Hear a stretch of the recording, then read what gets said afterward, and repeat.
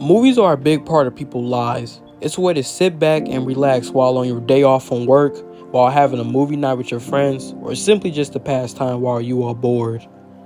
Regardless of which scenario you are in, the point is everyone watches movies. For a great big time period back in the day before TV was really available in people's homes, people will often go to the cinema to go see the new films that has released recently at the time. Because of this, movie directors and production crew would try to top off the last director and the film they created by doing some crazy and wild stunts simply for shock value. While most of this wildness on set would happen often, nothing will rarely bad happen on a set of the movie. But unfortunately, there is the other side of the road where tragic accidents do occur, where directors have gotten sued or having to shut down the movie, or to even people going to prison. From tragic helicopter accidents and life-altering injuries to multiple people drowning on set, here are 7 horrifying incidents that happened on movie sets. Hope you enjoy.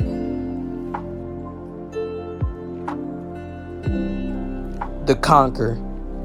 The Conqueror is a 1956 American historical drama film. It was directed by Dick Powell and was written by Oscar Millard. The movie starred legendary Western actor John Wayne as the Mongols conquer Genghis Khan, along with Susan Hayward, Agnes Moorehead, and more. The plot synopsis is as follows. Khan falls for Bortai, the daughter of the Tatar's leader, and steals her away, which because of this, war will happen.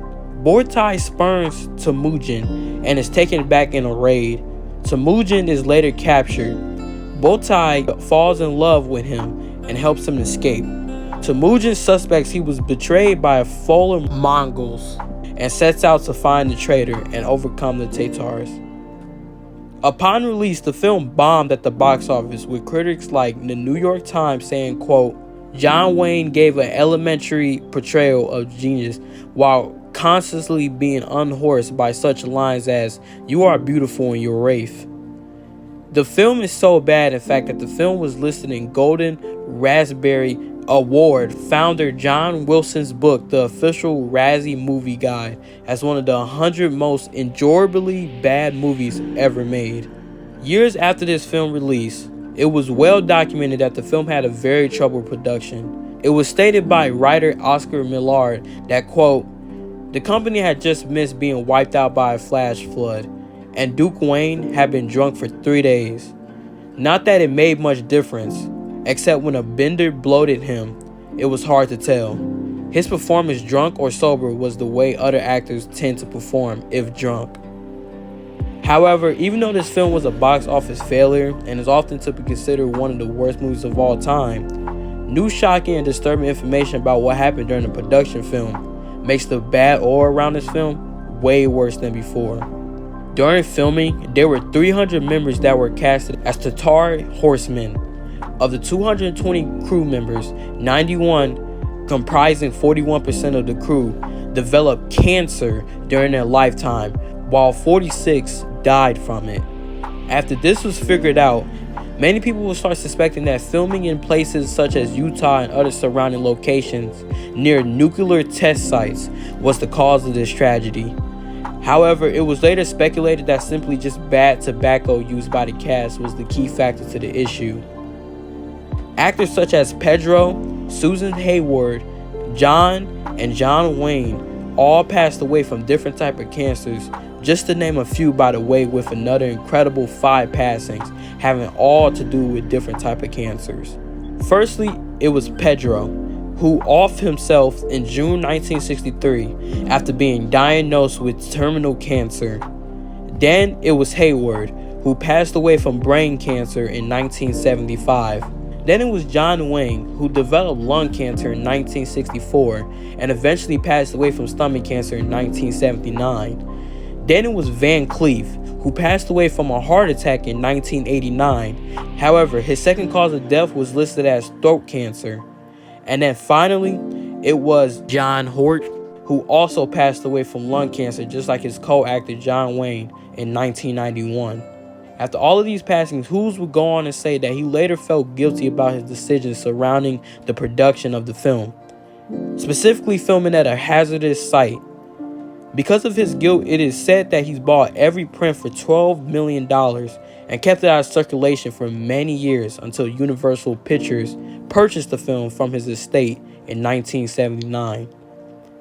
It is said that The Conqueror, alongside the movie titled Ice Station Zebra, is said to be one of the films who watched endlessly during his last years, mostly because all of his guilt he was facing after the controversy from the film.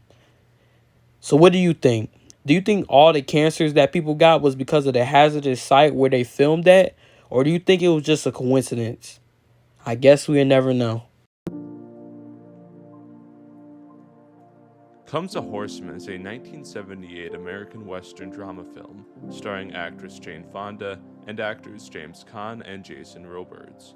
The movie tells a story about two ranchers, played by Caan and Fonda, whose operation is threatened by economic hardship and the expansionist dreams of a local land baron, who is played by Robards. The family of Fonda's character, Ella, has lived on the ranch for generations, and she's determined not to sell it and maintain her independence. However, since she was running low on money, she ends up selling a bit of the ranch to a veteran named Frank, who's played by James Caan. They then have to team up in order to fight off the threats from the land baron, who's trying to drill for oil on their land. The film was directed by a guy named Alan J. Pakula, who is mostly known for producing the classic film To Kill a Mockingbird. Comes a Horseman, however, was panned on release by critics. It also only grossed about $9.5 million at the box office, despite the budget being around $11 million. A lot of the critics consider the film to just be really boring, bland, and slow-paced. During production, the movie was going well until August 18, 1977.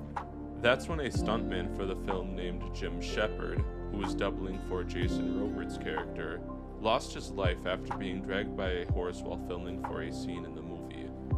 The scene called for Jim Shepard to be pulled behind a horse through a wooden gate. However, tragedy struck when the horse failed to run straight through the gate and instead took a little bit of a turn, which resulted in Mr. Shepard's head striking a fence post. After the incident, Jim Shepard was rushed to the hospital, but was pronounced deceased while there. Oddly, the scene of this tragedy would surprisingly stay in the movie. It cuts right before the horse passes through the gate, which is when the fatal accident occurred. Oddly, it was never revealed if the Shepard family sued the producers or were given a private settlement after the accident. But whatever the case is, Jim's tragic loss will remain with the movie for the rest of time. Noah's Ark. Noah's Ark is a 1928 American sound part talkie epic starring actress Dolores Costello and actor George O'Brien. The film was directed by Michael Curtiz, who is recognized as one of the most prolific directors in history. The plot synopsis is that the same couple, Dolores and George, appear in parallel dramas of the Deluge and World War I. Now, this film is so overshadowed because of its controversy that I really don't think it's necessary to go over other information about the film besides the controversy around it. First off, when the film first completed, the film runtime was whopping 135 minutes long. However, due to the tragedy that occurred on set of the movie, the film would be restored and re-edited to make it 108 minutes long. During the filming of a flood scene that was in the film, none of the staff decided to use any safe precautions. Because of the lack of safety that was involved with this scene, it was just an accident waiting to happen, really. For the flood scene, the team decided to use over 600,000 gallons of water. Wow. Because of this, 3 extras of the scene drowned, and one was so horribly injured that literally his own leg had to be amputated. Others that also suffered from this crazy scene included a young John Wayne getting injured, and also Dolores Costello caught a very severe case of pneumonia. This scene was so bad that in fact 35 ambulances had to attend the Horrifying movie set. Yeah, it was that bad. It was said that in the original 135-minute cut of the movie that the film actually showed the footage of the passed away victims from the accident. Wow. Because of all of this madness that happened on set, this will actually lead to implementations of stunt safety regulations the next year in 1929 to try its best so this very highly dangerous of a tragic event can never happen ever again. The Passion of the Christ is a 2004 American epic biblical drama film. The movie was produced, directed, and co-written by Mel Gibson, best known for his action hero roles in the Mad Max franchise and the Lethal Weapon franchise. The film stars Jim Caviezel as Jesus of Nazareth, Maya Morgenstern as Mary, Mother of Jesus, and Monica Bellucci as Mary Magdalene. The title of the movie refers to the Passion, which is the final time period in Jesus' life before his execution. Though there are some disagreements with parts of the film, most Christian groups believe that the movie is largely faithful to the Bible.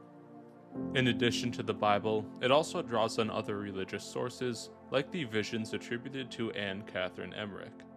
The film would do really well at the box office. With a budget of about $60 million, it would gross over $600 million. But while the film was successful, the production of the film actually faced multiple tragedies. During filming, the assistant director of the film, Jan Michelini, would unfortunately be struck by lightning twice on set. Shortly afterwards, Jim Caviezel will be struck by lightning also. That's not the only bad thing that would happen to him on set either, as he was cut twice accidentally during the scourging scene, and he dislocated his shoulder after the cross was being dropped into place during the crucifixion scene. This film weighed so heavily on him that he lost 45 pounds during production and underwent 2 open-heart surgeries afterwards. This movie is a prime example of the dangers that cast and crew members face on movie sets, and how it's not as easy as you might think. Live Free or Die Hard. Live Free or Die Hard is a 2007 American action thriller film directed by Len Wiseman, who is best known for working on titles for the Underworld series. The film is based on a 1997 article, A Farewell to Arms, written for Wired magazine by John Carlin. The budget for the film was $110 million, while the movie made $388.2 million in the box office.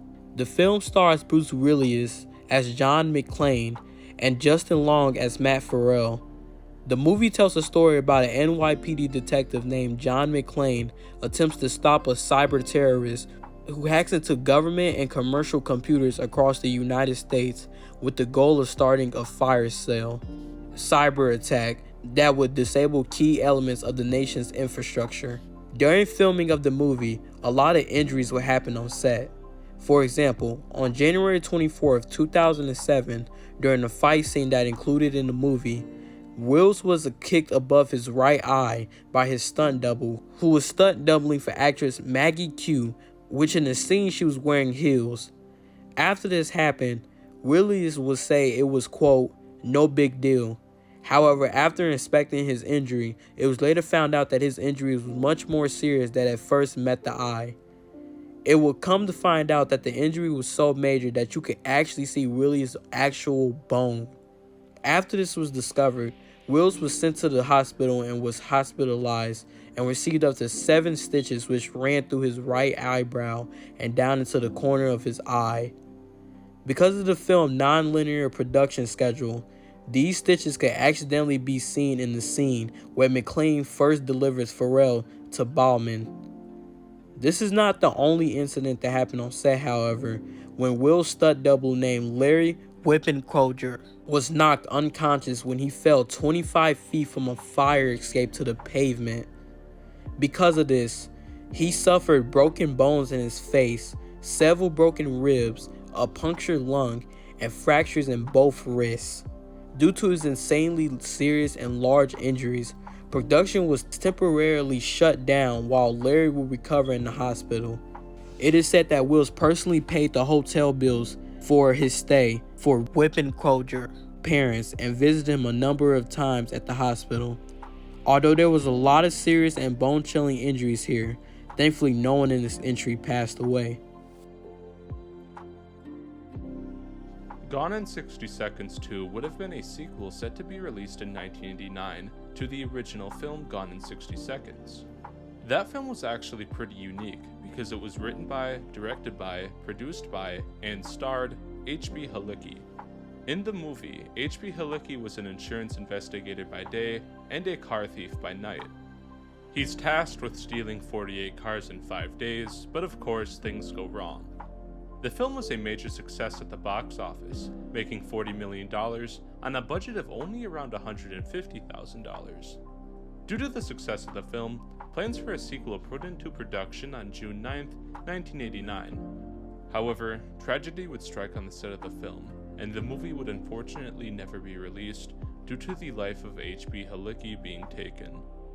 On August 20th, 1989, Halicki was planning on filming a stunt sequence in Buffalo, New York. In this stunt, a 160-foot water tower was supposed to fall to the ground. However, the scene would not go as planned, because unfortunately a cable that was attached to the tower snapped unexpectedly. This sheared off a telephone pole, which then fell on Halicki, killing him instantly. This tragic event would cause the film's production to immediately be halted and eventually cancelled completely. Because of this, Halicki's estate was faced with a number of legal challenges regarding the film's intellectual property. After a long legal process and 7 trials, in 1994, the court released Halicki's film and the associated copyrights to his wife at the time of his passing, Denise Halicki. Unfortunately, she was forced to sell her husband's car and toy collection to pay the legal fees. Denise planned to finish her late husband's dream and make a new Gone in 60 Seconds film based on the unfinished film. In 1995, her wish would come true, as Disney began to produce a remake of the film starring Nicolas Cage that would honor Halicki's legacy. The saddest part about this situation is that Halicki would never finish his final film. But to look at the bright side of things, Halicki clearly loved making movies, and he passed away doing what he loved. Scarier. Scarier is a 2005 American political thriller film written and directed by Stephen Gaghan. The film is loosely based on Robert Baer's 2003 memoir, See No Evil. The film stars an ensemble cast consisting of George Clooney, Matt Damon, Jeffrey Wright, and way more talented and noteworthy actors. The film is about a U.S. energy giant named Connex Oil that is losing control of key oil fields while filming for the famous and iconic scene in which Clooney's character is tied to a chair and tortured. Things would go horribly wrong when the chair is thrown backwards to the ground and Clooney's actual skull will be cracked open. What makes matters even worse is that Clooney and the rest of the production crew didn't even realize how much worse that his injury actually was. It was discovered that Clooney had a 2.5-inch rip in the middle of his back, a 1/2-inch tear in his neck, and was leaking spinal fluid to the point where it was coming out of his nose. For 15 days straight, Clooney's internal wounds were injected with blood. He was pumped with painkillers. However, the painkillers wouldn't work that great since his body would not take the reaction of the painkillers that well. Medications such as Vicodin liberated his stomach, following which he spent a long stretch of time on morphine, resulting in uncontrollable anxiety. It is sad because his anxiety was so bad at one point that he even turned to alcohol.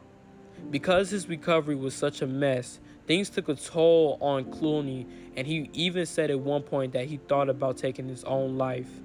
He said, quote, "I was at a point where I thought, I can't exist like this. I can't actually live. I was lying in a hospital bed with an IV in my arm, unable to move, having these headaches where it feels like you're having a stroke, and for a short 3-week period, I started to think, I may have to do something drastic about this. You start to think in terms of, you don't want to leave a mess, so go in the garage, go in the car, start the engine. It seems like the nicest way to do it." Thankfully, Clooney would not go through with the thoughts he had in his head and pulled through his recovery. But Clooney would soon realize that things would never be the same. In 2014, almost a decade after filming Sirena, Clooney was still searching for a way to fix his back, even traveling to Germany to have it looked at by one of the world's leading specialists. It is said that Clooney is still having back problems to this very day, even though this tragic incident happened almost 20 years ago. I want to thank you guys so much for watching. I really hope you enjoyed. Please leave a like, comment, and subscribe, and turn on that post notification bell to get notified every time when I upload a video. I want to give a huge and special shout out to my man Truth is Scarier Than Fiction for narrating some of the entries that's on this list. He's an amazing content creator and he posts videos mainly about cryptid creatures, etc. Thank you, Truth. I really appreciate it, man. Links to his YouTube channel and his social media is provided in the description, so go check him out, please, if you haven't. Again, thank you so much for watching. I'm Beneath the Wild, and until next time, I'm out.